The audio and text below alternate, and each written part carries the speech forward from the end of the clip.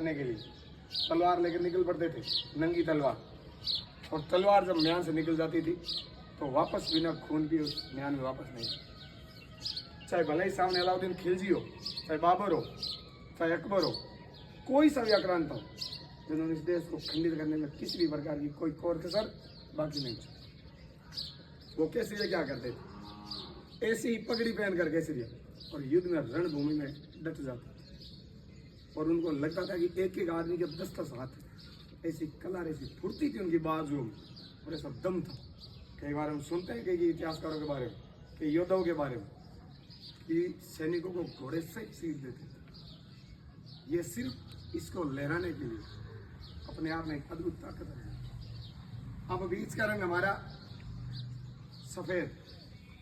भारत हमेशा तटस्थ रहा है।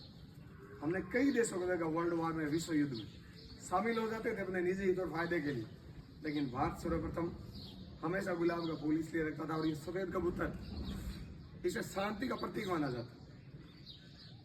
जो हमारे कैलाश पर्वत है, जो हमारे हिमालय है, सफेद धवल वस्त्रों में चांदी की भांति चमकता है। ये वही रंग है सफेद। भारत ने हमेशा मित्रता की और वसुधैव कुटुंबकम की बात की। क्योंकि सब लोगों को भारत ने एक मंत्र दिया था, जियो और जीने दो। हमें जीना है, दूसरों को जीने देना।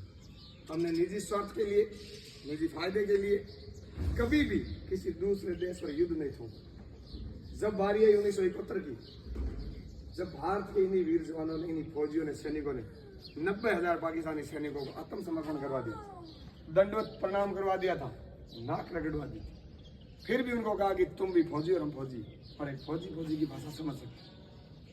तुम्हारा भी मान सम्मान है, भले ही आप हमसे युद्ध में आ रहे हो, मारेंगे नहीं। उनको इज्जत सहित वापस 90,000 सैनिकों को छोड़। क्या दूसरा देश ऐसा कर सकता था? वो मौका नहीं छोड़ा। यही कहानी।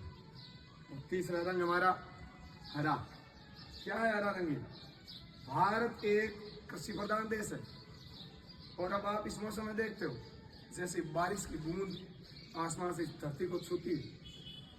एक कुमार विश्वास की कविता है, इस धरती की तरफ सिर्फ आसमान जाना। जब धरती को लगता है ना, ये आसमान को महसूस हो जाता है कि अब बारिश की आवश्यकता है, तो समय अनुसार मौसम के हिसाब से वो बहुत ही महती, ये गोल्डन ड्रॉप्स, सोने की बूंदे, इसे अमृत के समान माना गया किसानों के लिए। ये बारिश में तो चारों तरफ ये लालिमा जो छाती है ना, ये हमारी खेती, ये हमारी कृषि है। तो इसीलिए 3 रंगों का उपयोग किया गया। कर देने तो और भी रंग थे खूबसूरत, बहुत थे रंग, 7 रंग थे। इंद्रधनुष देख लो, कई चीजें क्या उनको देख के शामिल नहीं कर दे, लेकिन ऐसी 3 जो महत्वपूर्ण चीजों के लिए कि भारत जरूरत पड़ेगी तो तलवार उठा सकता है, युद्ध के लिए सर कटवा सकता है तो काट भी सकता है। जब बीच में बारी आई कि कोई भी देश अगर हमसे चाहेगा कि शांति वार्ता होनी चाहिए, हमने सफेद रंग चुन लिया कि बिल्कुल हम इस सफेद कबूतर उड़ाएंगे और शांति का बनाएंगे। तीसरा कि हमारा देश, किसी भी देश की अर्थव्यवस्था हमेशा उस देश की कृषि पर निर्भर होती है। और देश और दुनिया की सभी लोगों की जो पेट भरता है ना, वो खेती से भरता है। क्योंकि हम स्वयं और पूरा गांव और आप सब एक किसान के बेटे, तो भली भांति आपसे ज्यादा कौन समझेगा इस चीज को। ये 3 रंग है। और बीच का जो शौर्य चक्कर है, ये पराक्रम दिखाता है। जब जरूरत पड़ी है, भारत का बच्चा चाहे उन्होंने किसी भी प्रकार योगदान दिया। जैसे एक छोटा सा उदाहरण है, जब मां सीता का हरण हो जाता है रावण के द्वारा, तो जब एक राम सेतु पुल बनता है हमारे दक्षिण भारत में, कहते हैं कि आज उसके अंश पड़े वहां पर पत्थर, जहां पर राम नाम लिखे।